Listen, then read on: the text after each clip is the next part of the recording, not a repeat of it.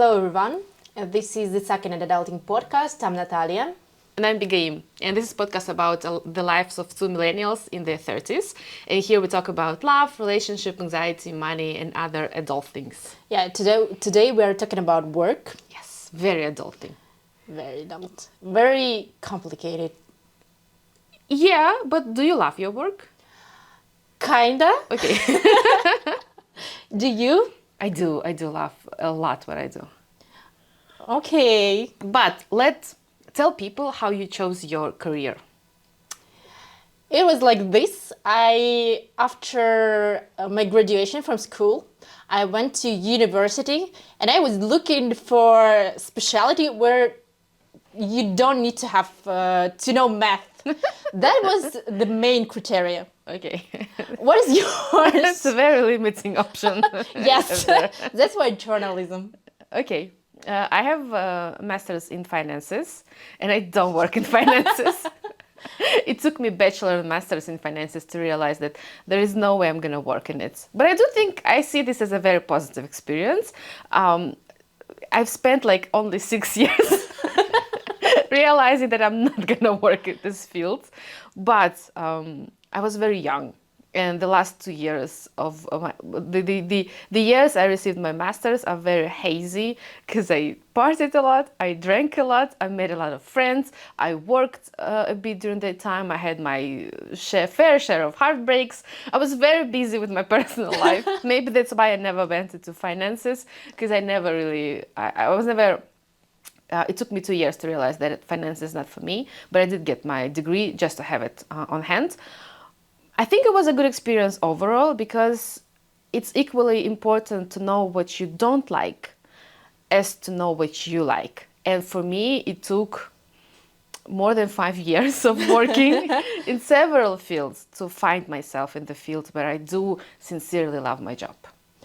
It was quite contrary for me because when I went to study journalism, I was thinking that I've never gonna be a journalist.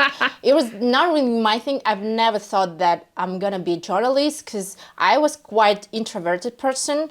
It was really hard to communicate with the people for me. I'm still introverted person, but I spent right now it's about 15 years in journalism. Yeah, That's a lot. 15 years, yes, that's a lot. I worked on TV, on online media right now. Online media, I'm editor right now, and I really enjoy like working with the texts, not with people. But I do really enjoy it. But sometimes it's kind of overwhelming. You kind of so exhausted that you hate everything actually. But still, I enjoy my work. I really love it. I think the big issue for you, for example, is even though you don't work in a news editorial, you still have to follow news. Yeah. And overall, especially with the pandemic, I think we all realized that doom scrolling is a thing. And I know you Yeah. do doom scroll. I do, You go I through, do. especially when the war started, we went crazy together. And I think it was like a very, very dark 2 months of our lives when I read nonstop news about the war in Ukraine. And how do you navigate having to read news, both international and local, and still find energy to continue producing content? Well, I think the pandemic years is when we started to drink a lot. Surprise, surprise. It didn't really help, but it was fun. But right now it's kind of, I don't know, when you scroll all this news, you just need to have some time when you don't do anything. You should put your limits with the work because right now I'm trying to do this because before it was kind of all days, 24 all days of a week. Right now I try to put my limits. So after 6 p.m. I try to not answer on working emails or messages or something else. I try to not really scroll news feeds. Same with the weekends, because if I don't do this, I really like burning out. You can't really, you're not really capable to deal with all these news flows and all these tragic criminals and so on. It's just, I don't know how to deal with it if you do this all the time. It's so much stress. Fun story. I have a fun story to tell. In the last 3 years, us in Kyrgyzstan, we've seen the pandemic, the lockdown. We had what it was called a Black July, where a lot of people in Kyrgyzstan died. I think one of the days we were like the top death all over the world, number of deaths all over the world. Then we saw a coup. Maybe it was a revolution, but I prefer to call it a coup. In the same couple of years, then the war in Ukraine started, which affected both of us because we feel very connected to Ukraine because we come from the same sort of country, the Soviet Union. And I do remember the day of a coup where, because our office is located in the center of Bishkek, very close to the White House, where the coup was happening. And I remember we were sent home the same day because it happened very fast. I mean, I think it was the 5th day of like something happening and like marches all over the city, but we were still very content on that day because we didn't think anything was going to happen. Because newsflash, we've lived through 2 revolutions in this country, and this is a 3rd revolution. But I think it was a coup, more of a coup than a revolution. And I remember we were sent home, and I couldn't call a taxi. You did, so you sort of dropped me home, and you were writing a text on your laptop while the coup was happening outside of the window, and while you were dropping me at home. And the price of a taxi was insane that day, I think. Yeah, true. And I bought, because I love Coke Zero, and I bought every bottle of Coke Zero in the vicinity of my house. I was stacked with Coke Zero because we've been through 2 revolutions. We know what's going to happen in the next couple of days. Shops are going to be closed, grocery shops are going to be closed for the next couple of days. You were dropping me off at home, well, at the nearest shop, because I needed to buy Coke Zero, because that's how I handle adult things. And you were on your laptop still typing analytical pieces about the coup that was happening at the same time, because you need to update people. And it was a very surreal moment for me, because all I was thinking about is I have to withdraw cash, because usually no banks work after a couple of days of revolution. Again, huge experts on things that happen after the revolution in your country. Banks don't work in the next couple of days. You need as much cash as you can. You also preferably need to have cash in several currencies, because you don't know if like Kyrgyz som is going to be valid tomorrow. So you have euros, dollars, and everything you can get your hands on. You have to buy immediate basic groceries for the next couple of days. You have to secure your home, because we've seen loots in the first revolution. So I was thinking about everything I need to do in the next couple of hours before we lock ourselves at home, because thankfully I live far away from the White House. You were writing the news. I think that, right now I'm listening about your plans that time, and I'm thinking, wow, really? I didn't really think about all the things. You have to be prepared for a coup if you live in Kyrgyzstan. Because I'm quite positive about such things, because I think we just used to all these revolution and coups, because it just happens on the same period of time. But I don't know, I think it's kind of professional deformation, because I've started to work as a journalist in 2007. So after the first revolution, but before the second one. So I've been working during the second revolution. I've been working during all the events that happened, like border conflicts or something else. Everything that important for this country, I've been working as a journalist. And I think it's kind of professional deformation that when you see that something happened, you are thinking not about the money or how you're gonna live. You're thinking about, okay, what I should to write about it. Where to find people who will take pictures, who will write some text, who will record some quotes or something else. I think it's just professional deformation. When the coup was happening, a lot of people captured the building were hard drives with the work we did for a couple of months, and all the footage of that work that we did for our media school were on the hard drives in the building that was being captured by bad guys. And we realized that they're gonna capture our hard drives and months of our work, and we're gonna lose everything. So our colleague, not me, but our colleague during the coup went into that building with the guy that were capturing the building, because he had to get his hands on those hard drives, and people in the building that we work with thankfully were quite professional, so they've prepared hard drives for him. So he sort of went in with a lot of people that were capturing this building just to grab our hard drives. He saved everything we did for the last couple of months. He saved our footage. He kind of captured the building in the meantime. But he did also caught everything on camera, and I think that footage, the thing that he did while he was capturing that building, I think he was working for Al Jazeera or someone else, one of the news media outlets, international ones. So they have those videos of our guy saving our hard drives. And I remember that I was thinking that we're living through a coup, and the next couple of days are going to be very hard. But at the same time, I was thinking about these hard drives, because we need to get those hard drives. Otherwise, it's going to take us years and years to retrieve everything. We didn't have opportunity to reshoot everything, because a lot of people who were on that footage didn't live in Kyrgyzstan. So I was thinking a lot about work at the same time as I was thinking about the coup happening. And simultaneously, the pandemic was happening. So the COVID was still a thing back then, while people were capturing our government, and we saw the change of the head of a country. So at that time, I went to a therapy. I mean, I was supposed to have my first therapy session the day coup happened. And I wanted to have it because I had anxiety because of COVID, because I was kind of scared to leave my home. I was sure I'm gonna get COVID, I'm gonna die. Because of that anxiety, it was a very unhealthy thing. I had a therapy session that day scheduled, and my therapist texts me like, maybe we should postpone today's session, because her office was also not that far away, I think, from the White House. And I was like thinking, yeah, I don't really care about COVID now. I'm fine. That anxiety, gone. Coup helps, and almost losing a lot of your job because of the coup, a lot of the work you did because of the coup. That helps. So no therapy needed if you live through coup.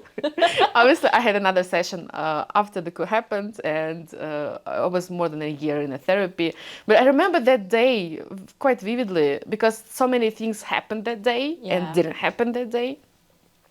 And I do still remember that I had to conduct workshops online, because we do regional projects, not country project specific. So the rest of the world the life was going in the rest of the world. Everything was moving on. People were busy with their lives, with their families, yada, yada, yada. We were living through a coup and the pandemic at the same time. And I had workshops to conduct the same evening and the next evening, and I was hoping for at least proper, stable internet, because I had to conduct them online. I had to moderate, and the trainer, thankfully, was from, I think, another country, so he was fine. He trains everyone. But I was sitting in the middle of a workshop that same day, while there were shots outside of my home, but I still had internet. So I thought that I still have internet, I might as well work. Because oddly enough, no one teaches you how to live through coup and revolutions, and you find your way. So we've worked through a lot of different things, and I think if we didn't love our jobs, we might have been dead by now.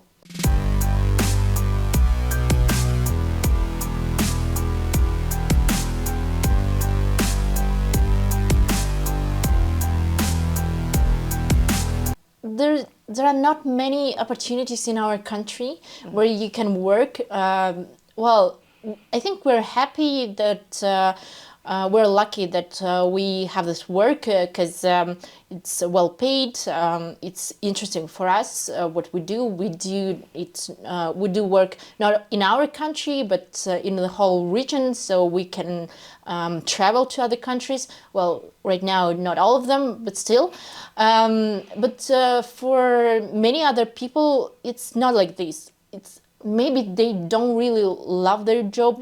Maybe they hate it, but still they should do this because they need money. They just need to work, and we are lucky we don't have children or somebody else we should care about. Well, parents, but it's not so much responsibility. You still can drop your work and take care about your parents, but still I think it's a bit different for other people because they don't have this privilege to choose where to work, how to work, how much money they can make, and so on. So that's why I think that the idea that you should find the job of your dream and you will never have to work a day of your life, it's kind of a bit childish idea, and a bit not realistic, because there is no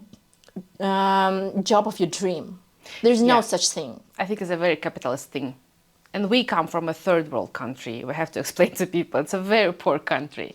Yeah. But yeah, I agree with you. It's a very capitalist thing to say. I think because companies and organizations want you to work like there is no day off. They want you to be as invested in their company as they are. Yeah. But you don't make as much money as they do. Yeah. So I think that's gaslighting coming from from organizations, from companies. I do think that loving the thing you do, because most of our days we spend with each other at work.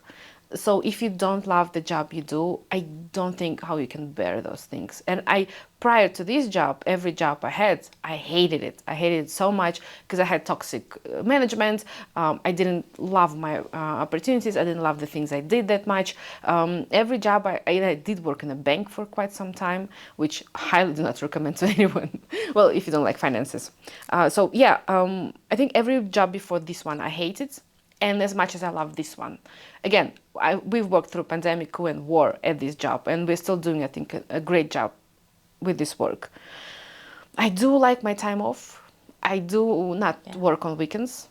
I try to stop working after 6 p.m., but things happen, and I sometimes have to work more. But I do consciously stop myself from thinking about work once I close the door and I leave the office. Yeah, and I think that this statement about job of your dream, it's kind of lead you to disappointment, because when you think that you will find the job you will love, and there will be not burnout, there will be no challenges, bumps, and something else, because even if you work where you love, you do what you love, still you can burn out, still you can have some difficulties. You should do something, to make some efforts to do something. It's not going to be easy. With the work, it's never easy. And it's not really about the work. Probably it's more about ourselves, because for me, the main problem is imposter syndrome. Yeah. And it makes you feel so uncomfortable in some situation. It makes you feel so insecure that you can do this. I don't know, sometimes it's really so hard to deal with it. Even though I've been in therapy, still it's so hard. I think for girls it's common problem.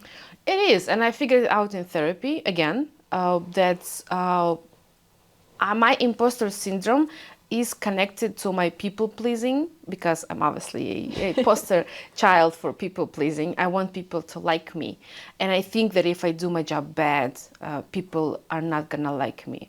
That's why sometimes in the past, not now, but in the past, I just didn't do my job. Because if you don't do it, there's nothing to hate you for, which obviously is a very stupid idea. But I always thought that I needed an outside validation. And when I was promoted to the current job I have now, I didn't do it properly for the first couple of months, not because I didn't know how to do it, and I didn't know how to do it. I had to learn a lot of things on the go. Mm-hmm. But still, I didn't do it because I thought that people are not gonna like me for the result. So I was procrastinating like hell. I don't think there were days where I wrote like one email per day and I was done with the day. But not because I was bad at the job, but because I wanted everyone to like me, and that means you cannot make a mistake. Which thankfully my mind shifted. I now know that there is no way for you to do things if you don't make mistakes. Mistake is a very integral and very important part to any journey and any job. Now I'm quite comfortable with doing mistakes. Firstly, I know that I'm not a doctor, so no one's gonna die because of my mistake. Secondly, you don't learn while you don't do mistakes. You learn mostly from doing mistakes. So that's why I don't call them mistakes. I call them lessons learned. And thirdly, if people don't love me because I make mistakes, fuck those people. Sincerely, you don't love me for me being perfect, because no one is perfect. Yeah, true. But it took me months and months of therapy to come to this conclusion, which I hopefully people understand that it's a wrong thing to ask for an outside validation and base your self-confidence, because your work depends on your self-confidence. Well, mine do. Because in my work, I have to be the loudest voice in the room, and that heavily depends on your self-confidence. And you can't be self-confident if you get your validation from the outside world. So I have to tell myself I did a good job for me to be self-confident, opposing to me like a year ago, 2 years ago, when I thought that someone has to compliment me for me to believe that I'm doing a good job. But that's, again, months and months of therapy. And I think I came to this conclusion fairly young. I'm not young. But I think a lot of people don't ever come to this conclusion. And it's so hard to know when you did a good job if no one tells you did a good job. And again, I love get compliments. I love to be complimented by. But now I think the most important critic in my life is myself. And I try to tell myself that I do a good job, which is really hard. Sometimes your complimenting voice is the smallest and the tiniest voice in the room. When your voice, the one that critiques you, is always the loudest in the room. Yeah, true. I think it's an important idea about making mistakes, because that you're allowed to make mistakes. Because I think that there is some, I don't know, stereotype that you should be successful in your work. And if you are not, that maybe it's not for you, or maybe you do something wrong, or maybe you're a loser or something else. Because I think it makes you, again, anxious. It makes you burn out, and I think sometimes maybe for some people it's a reason to drop their job and find something else, to find their destiny, or I don't know, there's no such thing like your destiny or a job of your dream. That's why I think that it's okay to make mistakes. It's okay to allow yourself to make mistakes, and do not blame yourself for that. Because if you do, it doesn't really help. It doesn't mean you will not make any mistake in future. It doesn't mean that you will never do this again. You will never lose, or you will never fail. You will. Well, probably you will. And it's okay. There is nothing wrong with it. I think that it's important how you deal with all these fails. If you stand up and do something after it, it's okay. It's fine. Everything is fine with you. I think it's called growth. Yeah. If you make a mistake and if you get back, it's growth. If not, it's fine again.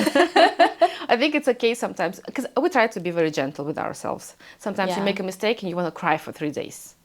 I did it. And I still do it. I still cry because I'm a big crier. She doesn't cry because you don't have a soul. I cry a lot. I do. No, you don't have a soul. Because you don't cry in movies. I cry a lot. I'm a big crier. And now I'm used to letting myself cry after the mistake I make. I do a lot of mistakes constantly, on a daily basis. I make mistakes.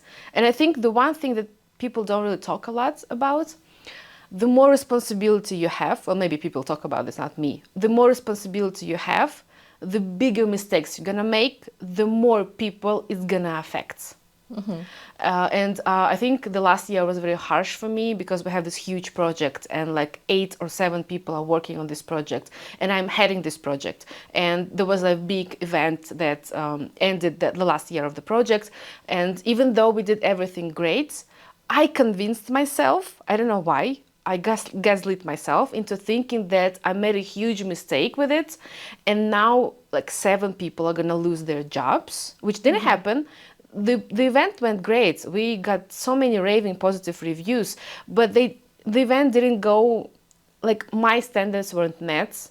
But again, it's my problem. I've set too high of a standard. Yeah. But my standards weren't met, and I thought we made a huge mistake. And I cried for a couple of days because I thought now 7 people, and a lot of them are my friends, good colleagues, are gonna lose a job because of my mistake.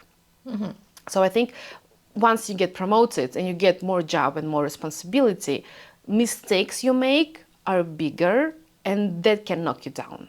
Like after that, I think, thankfully I had like a vacation planned after that. So I was able to leave the country and sort of cry a lot. Again, big crier. But I think that's the huge thing. The mistakes you make can affect lives. Yeah. When you work at a smaller job, I don't know, very easy job, simple job, you make mistakes, but they don't affect as many people as it might. When I was a child, I always dreamt of being a president, first female president of Kyrgyzstan, but we already had our first female president. So that dream died. But I cannot imagine the stress and the responsibility a president can have. I still want to be the second female president. I'm okay with being the second one. I still want to be a president. But the responsibility it comes with, I don't think a lot of people are prepared for it. Yeah, true. That's why I want to talk about like wrong myth about the job, about the work, because I think one of them that you always should want a promotion. Yeah. So if you have a job, you should want to have a promotion. So there is this idea that you always should want to have a promotion, to be promoted, to make more money, and so on. But it's not. It's not for everyone. I think that if you're okay with this job, just do it. If you don't want to be promoted, it's okay. There is nothing wrong with you. I think there's like a hustle culture, and especially on like Instagram and TikTok, where people are making huge numbers, and you see like people being so successful, and you have this FOMO that they are being successful, and you should be too. Yeah. And full disclaimer, I'm very career driven. I'm very ambitious. Again, I want to be a president of this country, and I will be one day. Just watch me. Although we do have to remember that most of our presidents were in jail at some point before or after the presidency. Not only presidents. Yeah, 2 of them are exiled from our country. So I'm quite conscious of me being either in jail or exiled at some point. But that's how you become a president of this particular country. So I'm very career driven, and I was very ambitious as long as I remember myself, because I think I was raised that way. Career was very important in my family. Education was firstly very important in my family. Everyone in my family has higher education. It was a big thing for my father. It was a big thing for my mother. She did a lot after he died. She did everything she could. So we had money to receive education. Thankfully, higher education in our country is not that expensive. Yeah. But career was always a big thing for me. Not the same for you. Yeah, not because I think I have like certain level I want to get up to, and that's it. Because at the beginning I was just a journalist, just a correspondent, and I wanted to be promoted. So now I'm editor, and I'm okay with Regional editor. Well, regional editor, I'm not really okay with this. Just editor, country editor, I'm okay. Because I didn't really wanted this promotion. I didn't want more responsibility. Because even if you are a country editor, you have a huge amount of responsibilities, huge amount of work. when you became a regional editor, it's just more amount of responsibility, work, and it's just, I don't want it. I want to be back. I hear you, but I don't understand. I'm not gonna lie. I never understood people that didn't want a bigger promotion. Because whenever I come to a new job or new company or whatever, I always want a promotion. As my therapist told me, this ambition doesn't come from a good place. It comes from a childhood trauma, but we work with what we have. She told me that you have that trauma, you're not gonna forget that trauma, because you can't forget really trauma. You can't really overcome this type of trauma. So the only way for me to live is to deal with it and find advantages of my trauma. My advantages is I'm career driven. I'm career driven from a very bad place. From a lot of trauma and my family, but I think I found the good in it. But I don't understand how you cannot want to be a president of the country. Because I don't really want so much responsibilities. I don't really like to make a lot of decisions every day. Like, I think maybe if my personal life, I could be more relaxed and do not make decisions about my life, about our routine and everything else, maybe it would be easier for me. But when you should make a lot of decisions on your work, a lot of decisions outside your work, it's like every day, whole day, you should make a lot of decisions, and it's not okay. I mean, for me it's quite stressful, and I feel like I don't really have a space for me when I can be relaxed and just do not make decisions about anything, beginning from what I want to eat. Yeah, that's a very important decision. It takes up a lot of energy. That's why I just skip meals sometimes. But I don't know what to eat, and I'm Not really mature. No, not very adult. But I know there's like a thing called decision fatigue, when you make too many decisions and you just can't. Sometimes when I'm too tired, I'm so tired my body hurts. I don't know if you have this. My body just hurts. I'm lying in my bed and every bone in my body, every muscle in my body just hurts. And this is where I know that I should skip the next meal, because there is no way I'm going to make a decision on what to eat. So sometimes there are days where I just skip food. I know it's not a very healthy thing to say, but I agree with you. We make a lot of decisions daily, especially you with your partner. I live alone. Well, I make decisions at job. And unfortunately, because of the way our work is structured, my colleagues see me more of a mommy. Which, again, at least buy me dinner first. But a lot of them see me as the mommy that will solve their problem. Not to say they're not adults, but to say that sometimes they rely maybe too heavily on me, especially when it comes to decisions that involve like politics and policies in terms of like relationship with donors, with the higher ups, because we do have management that live outside of our region, and every decision has to be thought of from a lot of different angles. And if you make a one particular mistake, like a lot of people are gonna lose job at your office. So for those decisions, they don't make them. They do everything to avoid making them. And at some point, even my manager, because obviously he has to make a lot of decisions, sometimes he delegates those decisions to me. And I know that if I want something to be done, I have to come up with an idea and a decision and a vision of how it will be done. But at the same time, for me, it means personal growth. Like 2 years ago, I'd be too terrified to make this type of decision. Now I make them. And hopefully in 2 years, when we have a bigger podcast and we have a bigger audience, I'm going to be able to make even harder decisions. But that, for me personally, again, just me, because traumas, but because of my traumas and my childhood, for me, that means being an adult. Because making a decision, even if it's a bad one, and living with circumstances and owning up those decisions and those mistakes, that for me personally means being an adult.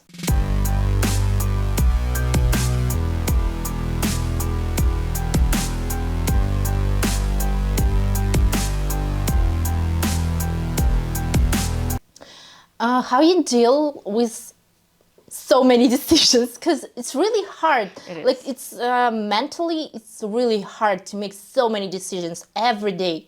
How you deal with it? I quite like the idea of like Steve Jobs and Mark Zuckerberg. I try to avoid making small decisions when I can. For example, I stopped shopping a lot, even though I do love to shop. But again, now I mostly shop and buy the same things. So I have this thing on me. It looks like another 10 shirts that I own. I think I have a very simple wardrobe now, and not deciding what to wear every day really helps me. I have like 2 dresses, 10 shirts, 2 trousers. That's about it. I exchange them, I make different outfits out of it, but generally I don't think about what to wear for more than 2 minutes per day. Yeah. Same with food. I try to skip thinking about food, and I try to make it as simple as possible. Same with like taking the same route every day to job. So I try to make less small decisions. That's why I'm very boring when I put on clothes, which helps making like bigger decisions, because there is a decision fatigue is a thing. And you have to navigate it, and you have to balance it out. So making less decisions, small decisions, like what to eat for breakfast. And I eat for breakfast the same thing. And I think I've been eating the same oatmeal for breakfast for like 10 years now. It's almost every day I have oatmeal for breakfast. It makes my life so much easier, because once I get to a job, the first email comes, that's about it. And I'm gonna have to make decisions like every minute of every day after the first email at 9 a.m. Well, I do the same with the clothes. A bit different situation with the breakfast, because my partner makes breakfast every morning. Perfect. But he asks me what I want to have for my breakfast, and I shoot to choose to decide what I have. Not really fun, especially in the morning. That's why I don't really, it doesn't really help me. And sometimes I have this thought that I want to have a dominant who will make all decisions for me. I know, but it's really easy. You don't have to decide. Somebody does it for you. But didn't you have? I did. That was relaxed. That was fun. I really enjoyed it. Couldn't do it. In some ways, it was really, it really worked for me, because at least for some time, for the time of the session, you don't have to decide. Somebody did this for you. Didn't he decide what to eat? Yes. Were you okay with it? I was, yeah. Okay. That took a turn. Okay. Well, thankfully, again, single. I think for me, I used to work more than a person should. And sometimes even now I do. There was a week, I think a month ago, where I worked 16 hours a day for a whole week. That's quite stressful for me. I shouldn't do it anymore. But I think in my 4th year at this job, I finally can say that I have a sort of a work-life balance with this particular job. The problem is with me that I have side things I do. I don't know why, like for the most of my life, I cannot have like one fulfilling job. And I do now have one fulfilling job, I have to have something on top of it. I don't know why. Maybe because I don't want to be lonely. And I fulfill my days with like duties and jobs and side hustles, not to be alone and not to be forced to talk to myself. Maybe that's not a very adult thing to do. Mm-hmm. But I have like side hustles. We have now this podcast. I have a club, a community-based club for managers in Kyrgyzstan. I do a lot of things. I also have like social media. I have to sort of create content for. So with my work, I think I found a work-life balance. But with my side hustles, I still have a thing and a feeling of like FOMO. that if I don't have two things happening at the same time with my work, I don't know what's gonna happen. I never found out, but which is hard. So some days I work like 16 hours per day, and I'm exhausted and I'm burnt out, and I cannot do work today. I had a meltdown this morning. That's why I was late to this, to this recording. I had a meltdown because I had too many things and I didn't have time for it, and I just decided to cry, which I often do. Okay. How do you find work-life balance? Because you have a partner. Supposedly you like spend time with him, maybe. Maybe that's why I don't have any hobbies. I don't do anything outside the work, like constantly, like sport or anything else. I think I just need some time to lay down and do nothing. Sometimes I cannot even watch movies because you need to be involved in this movie. You need to think what's happening and all this. I just cannot. So sometimes I just need to lay down and do nothing. Perfectly if I'm alone, which is a bit complicated right now. Because you live with a partner. Yes, that's the problem. Well, I don't know. It's just happening, and I really miss the time when I had kind of break between two jobs. It was quite a long break, almost around a year, and at that time I feel like I can do something else. I have energy for do something else. I've been drawing. I really enjoyed it. And right now, I cannot do this. I just don't have energy, and just mentally, I'm not really ready to do anything else outside the job. And probably a burnout. Do you think about job after you leave the office? I try not to, but it's not always like this because. Again, I'm quite anxious person, so I don't know. I'm just sometimes very jealous of my partner. 'Cause for him, it's so easy to switch from job to home and just not think about the work, about everything he should do or anything else. It's just so easy. And to get to sleep, it's so easy for him. It's not like this for me because I don't remember the time when I don't think about anything.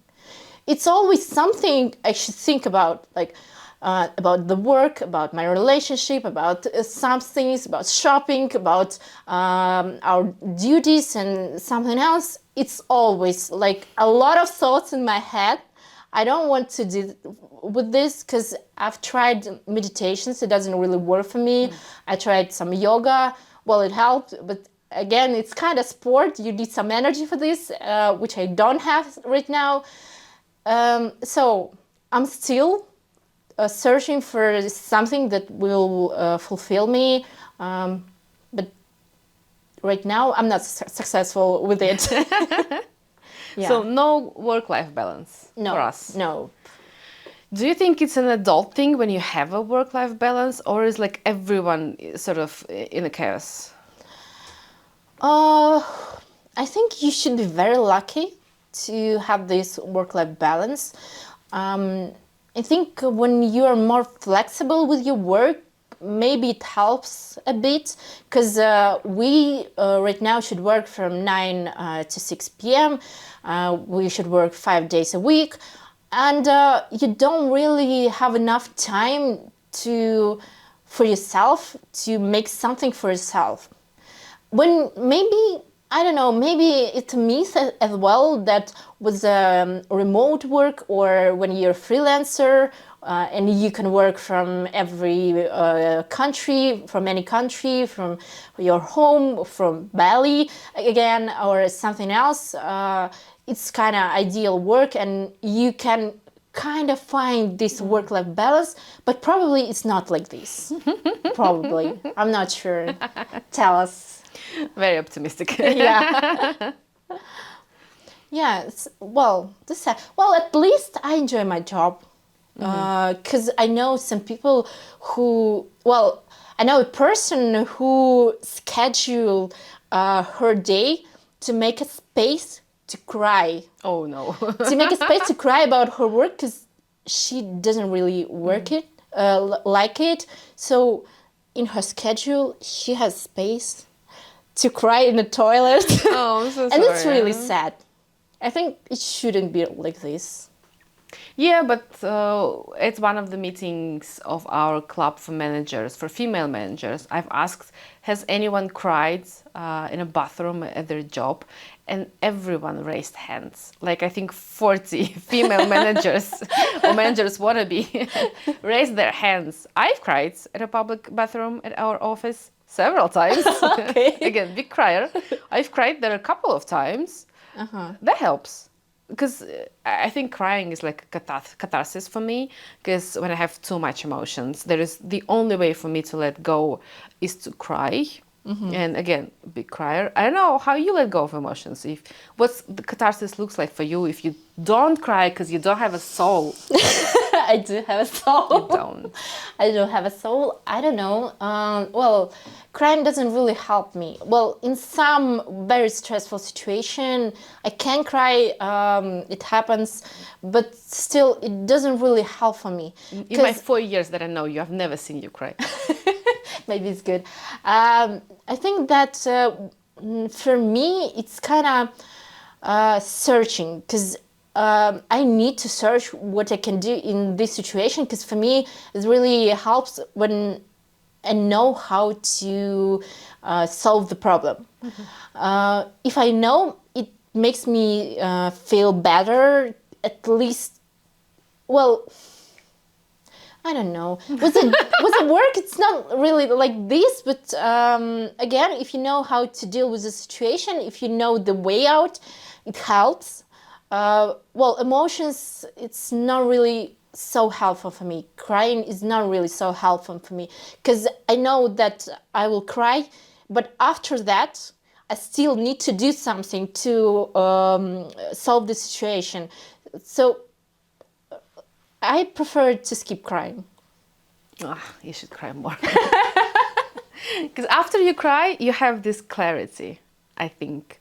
Because before you cry, you think that this is the end of the world. We're all gonna die because I forgot to send an email on time. But then you cry a bit and you have this clarity that no, you're not gonna die. No one is gonna die. Maybe you get yelled at the most. And while they'll yell at you, you can think of your life and the things that led you to this moment. But yeah, for me, crying is a big thing because I think when you're a child and you cry, a lot of people tell you, especially our parents, that you shouldn't cry because big girls don't cry. Yeah. Surprise, big girls do cry. Well, I don't know, but crying feels for me so weak, and I don't really like this feeling. That's why I prefer do not do this because I really don't feel comfortable crying because it's kind of weakness and it's kind of not being an adult for me. I don't know. Maybe it's my child trauma. Yeah. For me, crying and owning up that you cry a lot is like an adult thing. Because most of the women I know cry a lot. Yeah, I think maybe. it's fine. But it's fine. Everyone has different ways to live this very difficult adult life. We obviously don't know a lot about it. Yeah, true. Let's keep this.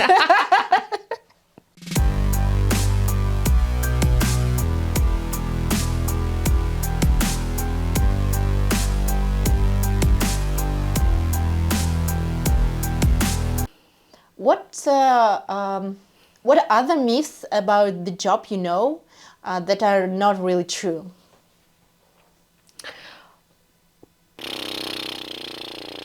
I should have prepared for this podcast. Okay. Well, the myth about that you should have one job for whole your life.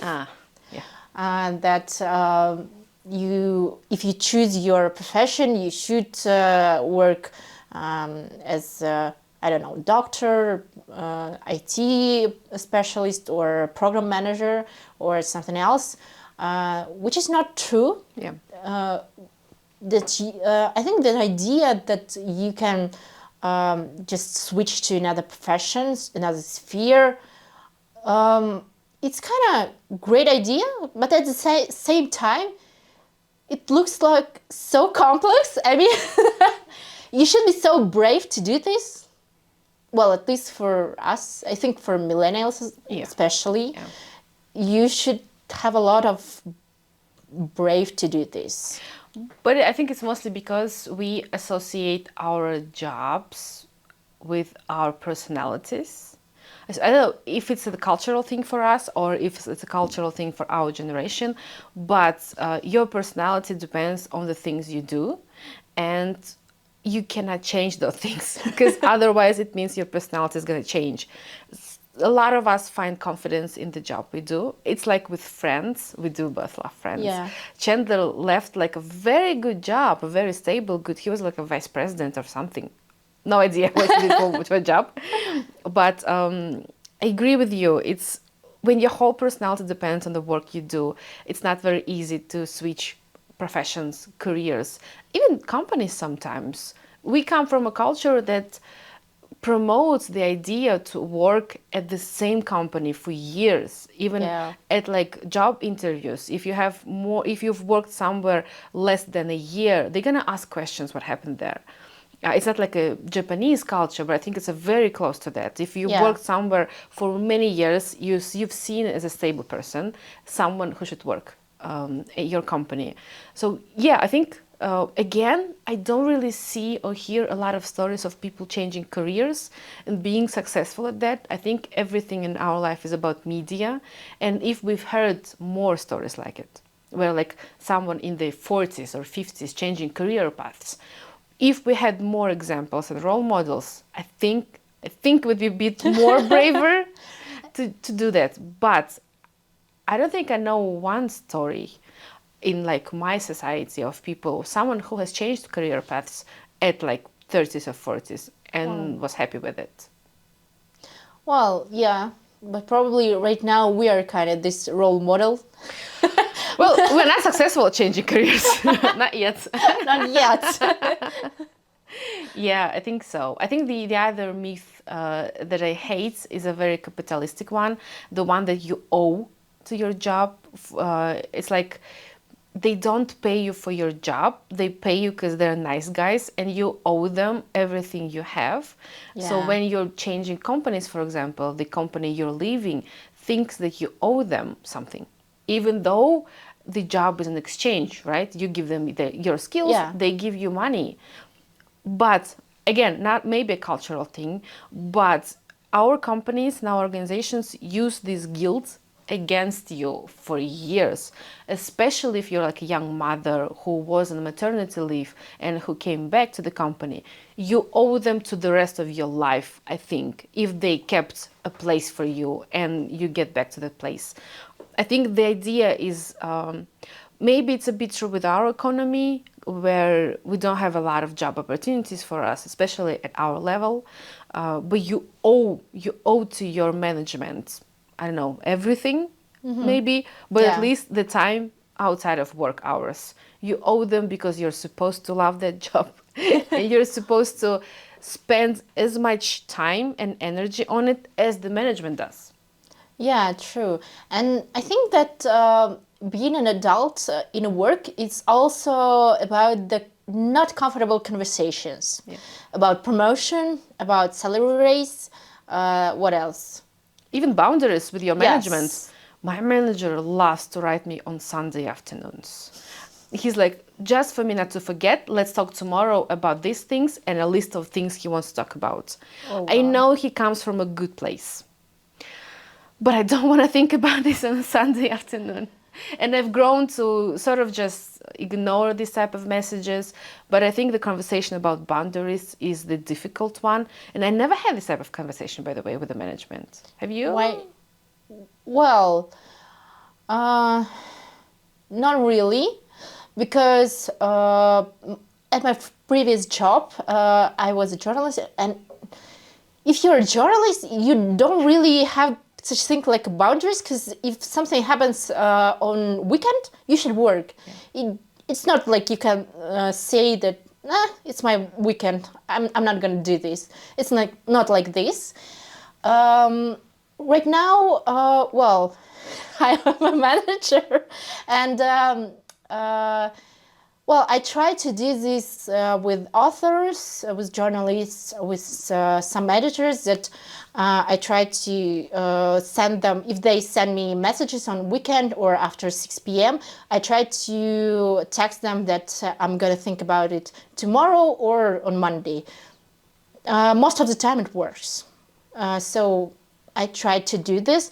And I like the idea. I've read in some journal, I think, I don't remember, that you should kind of have a list of tasks on your day, and if somebody asks you to do something over this list, you should talk with this person, like, okay, I have this and this, what should I skip to do this job, or something like this, or how to manage your time to not overwork, or something, when somebody asks you to do some calls or anything else after 6 p.m. So well, in our company, we do have some like whole staff calls after 6 p.m. On our time.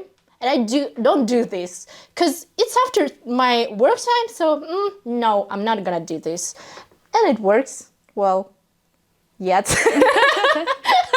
I do participate in those calls because I have to, which is not ideal, and it's not like I can take a time off the next day for some reason. But I try to, with because I'm a supervisor to a couple of people. With them, I try to be a better manager. With them, I try to, first of all, when I give tasks, for example, very urgent ones, I say that it's a priority. It means that you have to drop everything and do these things. And with the same like list of tasks, you can move stuff around, because you know what the priority is. The problem is when you have 3 priorities at the same time, which happens often because we have a lot of regional projects. Still, I try to be as open in my communication as I can and say that this is a priority. Please do this firstly, then you can do another priority, which helps a lot. And I think communication helps a lot. But at the same time, I highly encourage people I work with and I supervise not to work during weekends and not to work after 6, because, and I know that maybe our managers who are boomers maybe don't understand that having someone who is so burnt out they cannot do their job, and replacing that person and teaching a new person takes more money and more time than to care of that person and try to avoid the burnout in the first place. So yeah. I very clearly understand that it matters to me that my colleagues have a rest, have their weekends free of messages. Obviously, sometimes I have to message them on the weekends. I'm not an ideal person. Sometimes we have urgent matters we have to take care of. Sometimes we work during weekends. But at the same time, I try to do my best to not disturb them after work hours, because if they have their rests, they're gonna work better. Which is a very capitalist thing to say. But again, replacing someone is a much harder job that takes more time and more money than just caring for that person and trying to do the best that you can for them to take rest and be, not burn out. But at the same time, as I know, you work a lot, like more than you should. Maybe. Because I have it's a lot of... It's not maybe. It's sure. It's sure thing.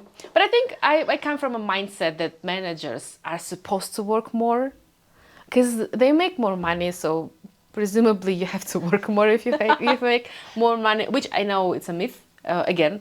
Yeah. And I know that's maybe it's something that is taught to me by my toxic, not my toxic management, but toxic capitalist world around us. But again, I'm not a very adult thing to say, but I base my personality on my work. If I don't work hard, there is nothing of my personality left. Which I know it's a bad thing, and I Yeah. do vote that we talk about taking a vacation and not feeling bad about it, or like taking a day off and not to feel bad about it. But again, for me, the job you do defines your personality. Even if the job is a more of a like low maintenance job, even if you like waiting tables, even if it's not a very high paid job, if you love that job and you do it well, for me it says a lot about your personality. I don't know if it's an adult thing or a me thing, but I do think that your job defines you, or at least the way you do your job defines you. Well, yeah, in some way. But I think that work so much, it's not really healthy and not really adulting. But still, I think for me, it comes from my childhood, because for my parents, it's okay to work a lot. Yeah. It's like normal thing that you work a lot, so probably you make more money, which is not true, really. But I don't know, even when I work a lot, I've never heard from my mom that something like, you work a lot, you should cut some things and you should rest some more, or something like this. It's never like this. It's more like encouraging. Oh, you're working. Oh, fine. Yeah, it's great. You're good. You're a good girl. You do the right thing, which is not really right. I know it's come from our, again, Soviet culture, but I don't know if this is the same with your family, but I think it doesn't matter what you tell your children, it matters what you show them. For Yeah. example, my mom, once my dad died, my mom had 3 children. I was 9, my sister was like 13 or 14, and my brother was 18 years old. So she had to take care of 3 children, and she had to go through a lot. And I think she found her escape in her job, because she worked nonstop, like 24/7, 365 days a year. I don't think she's taken a day off in 20 years since my father died. But the thing is, she loved her job. She loved what she did. She loved that small business they started with my father. And I think for her, it meant a lot that she continued with the business that was started by my father. So for her, the only time I saw her happy was at work. And I did spend a lot of my time with her at work, because I was smaller. She didn't know who can take care of me. So she took me to her job quite a lot. And I spent a lot of my childhood at work. I never saw her happy at home. Because at home she Which had is to... understandable, actually. Well, 3 children at home, Yeah. all lazy, all want something from you all the time, and still grieving the loss of a father. So I do understand why she skipped being at home. But I never saw her happy at home. I only saw her happy at her job. And I think I sort of took on this model, because I don't really happy at my home, even though I don't have children at my home who constantly ask for money or stuff. But again, I don't think there is a lot for me to do maybe at home. I don't clean, I don't cook, but mostly because my mother was never happy doing these things. She was never happy cooking for us. She was never happy cleaning after us. Well, as she shouldn't be, I think. But again, if you're happy, it's fine. But she was happy working, and working a lot. Yeah. And then for me, that's the only role model in my life. I mean, if she was happy, like resting at home, I think I'd take resting more seriously than I do now. But she was happy at work. And for me, I'm only happy when I work. Oh my God. That's a bad thing to say. Ooh, I need to get back to therapy. But for now, before I go back to my therapy, the only time I'm really happy is at work. Because in my mind, that's the only model that works. So I think it's going to be the same with my children. If I don't spend time with them being happy, I think it matters when your parents, when you see them happy doing one thing, it's the only thing I think is going to make sense for you. That's why I'm thankful my mother never drank alcohol. That's why I don't really drink alcohol now, because I've never seen her happy while she drank, because she's like severely allergic to alcohol. I think that explains a lot about my trauma Yeah. and me working a lot, because it's the only way I can be happy. Okay, it's a sad thing. Well, it pays bills. It puts But food on my still. table. Yeah. Yes, I don't true. think. I think I'm. Sometimes I do see this with people. I'm very harsh because I judge them. I judge people. They don't. Well, I judge people who don't love the work they do, and they don't have an outside hobby that makes them happy. Yeah, I know that. Fine. Move on. I'm one of the people. I know. I judge you heavily for. I'm not proud of it. I don't know how to fix it though. Really? Because what's the point of life if you don't work? What's the point of life? Oh, I'm such a capitalistic victim, I think. Yeah. Yeah. I think it was clear, obviously, from previous episode about finances and your ambitions. Yeah. And I know I'm gonna be a president. Support me on Patreon. I'm gonna be the first president that's gonna run their campaign off a Patreon. But no, seriously, we do have a Patreon. If you can, please support. If not, just share the words. We do take this podcast seriously, and my whole personality, this podcast is gonna be my whole personality. So please support us. Also, you can like us on YouTube, on TikTok. You can follow us, subscribe to us. And we are very happy that we do this job on a weekend, by the way. No one knows this. On a weekend. Okay, see you in 2 weeks. Bye.